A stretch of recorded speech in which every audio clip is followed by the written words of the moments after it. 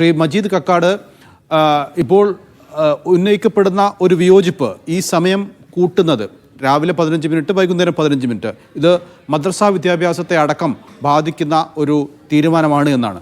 അത്തരത്തിൽ തന്നെയാണോ താങ്കളുടെ സംഘടന ഇതിനെ കാണുന്നത്? ഹലോ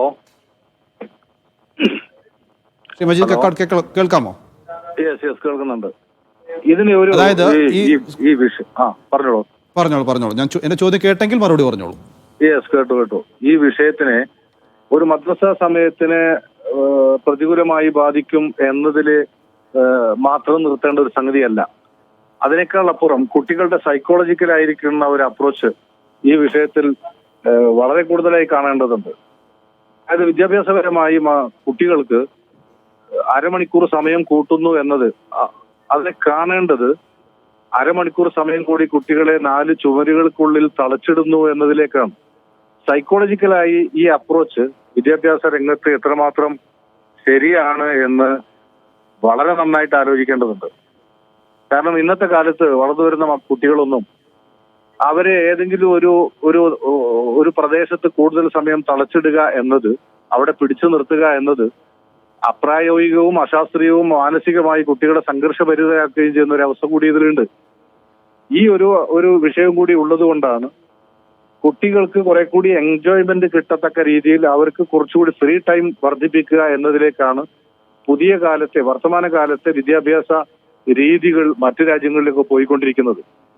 അങ്ങനെയുള്ള ഒരു അവസ്ഥയിൽ കൂടുതൽ സമയം കുട്ടികളെ ഇങ്ങനെ പിടിച്ചു നിർത്തുന്നത് ശാസ്ത്രീയമാണോ എന്ന പരിശോധന വളരെ അത്യാവശ്യമുണ്ട്. വിദ്യാഭ്യാസ രംഗത്ത് വിചക്ഷണന്മാര് ഈ കാര്യത്തിൽ നന്നായിട്ട് ആലോചിക്കേണ്ടതുണ്ട്. കേവലം ഒരു മദ്രസാ സമയത്തിനെ അത് ബാധിക്കുമോ എന്നതല്ല പ്രശ്നം. അതിനേക്കാൾ അപ്പുറമോ അത് കൂട്ടത്തിലുള്ള ഒരു വിഷയമാണ്. അതിനേക്കാൾ അപ്പുറം ഈ ഒരു അവസ്ഥയെ നന്നായി പഠിക്കേണ്ടതുണ്ട് എന്നാണ് ഞങ്ങൾ മനസ്സിലാക്കുന്നത്. അതുകൊണ്ട് തന്നെയാണ് ഞങ്ങൾ സർക്കാരിനോട് ഇത് പുനഃപരിശോധിക്കുന്നതിനെ കുറിച്ച് ആലോചിക്കണം. ഇതിൽ വളരെ ചെറിയ കുട്ടികളുടെ ക്ലാസ്സുകളല്ലല്ലോ, 8 മുതൽ 10 വരെയുള്ള കുട്ടികളുടെ ക്ലാസ്സുകളാണ് ഇങ്ങനെ സമയം കൂട്ടുന്നത്.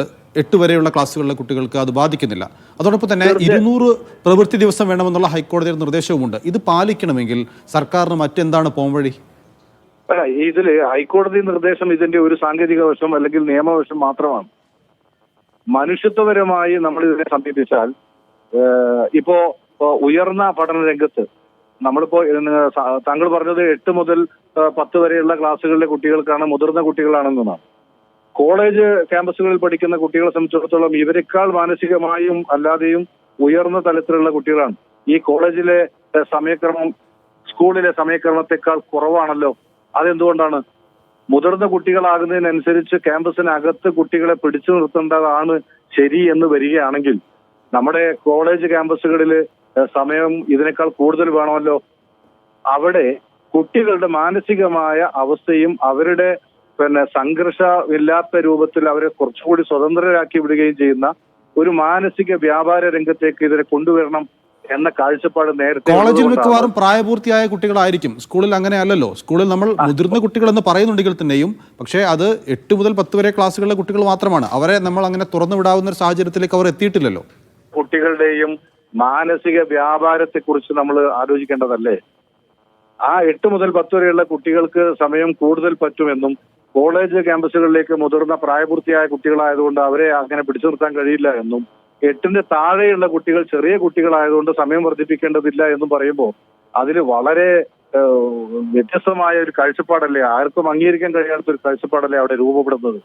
അപ്പൊ സ്വാഭാവികമായിട്ടും മദ്രസ സമയത്തിനെ ബാധിക്കുന്നു എന്നതിനേക്കാൾ അപ്പുറം കുട്ടികളുടെ മാനസിക വ്യാപാര രംഗത്ത് അവരുടെ താല്പര്യ രംഗത്തുണ്ടായിക്കൊണ്ടിരിക്കുന്ന വർത്തമാനകാല മാറ്റങ്ങളെ വിദ്യാഭ്യാസ വിചക്ഷണന്മാരും ബന്ധപ്പെട്ടവരും കോടതികളും പരിഗണിക്കുന്നില്ലയോ എന്ന് ധരിച്ചു പോകുന്നുണ്ട് ഈ ഒരു സമയമാറ്റത്തിന്റെ കാര്യത്തിൽ. ഇനി മുഖ്യമന്ത്രിയോട് കാര്യങ്ങൾ ധരിപ്പിച്ചു. അതിനുശേഷം വിദ്യാഭ്യാസ മന്ത്രി കാര്യത്തെക്കുറിച്ച് പറയുന്നത് സമയമാറ്റത്തെക്കുറിച്ച് അങ്ങനെ കാര്യമായി ആലോചിക്കുന്നില്ല എന്നുള്ള തരത്തിലുള്ള മറുപടിയാണ്. അങ്ങനെയെങ്കിൽ ഈ സമയമാറ്റം ഇപ്പോൾ നിശ്ചയിച്ച സമയമാറ്റത്തിൽ നിന്ന് പിന്നോക്കം പോകാൻ സർക്കാർ തയ്യാറാകുന്നില്ല എങ്കിൽ താങ്കളുടെ സംഘടന എന്ത് നിലപാടാണ് സ്വീകരിക്കുക? ഭാവിയിൽ വരുന്ന ഒരു സാധ്യതയാണ്. ആ സാധ്യത ആ സമയത്ത് ആലോചിച്ചുകൊണ്ട് എടുക്കേണ്ട ഒരു തീരുമാനമാണ്. ഇപ്പോൾ അങ്ങനെ വരികയാണെങ്കിൽ എന്ത് ചെയ്യുമെന്നതിനെ കുറിച്ച് നമ്മൾ വേവലാതിപ്പെടേണ്ട ആവശ്യങ്ങളില്ലല്ലോ. തീർച്ചയായിട്ടും സർക്കാരിനെ ശ്രദ്ധയിൽപ്പെടുത്തിയിട്ടുണ്ട്. അതിന് അനുഭാവപൂർവമായ ഒരു പരിഗണന വിദ്യാഭ്യാസ മന്ത്രിയുടെ ഭാഗത്തു നിന്ന് പരസ്യമായി തന്നെ ഒരു പ്രസ്താവന വന്നിട്ടുണ്ട്. ഈ സാഹചര്യത്തിൽ അല്പകാലം കാത്തിരിക്കുക എന്നതാണല്ലോ ഒരു സാമാന്യ മര്യാദ. യെസ്, വളരെയധികം ശ്രീമതി രജിത് കക്കാട് പ്രതികരിച്ചതിന്.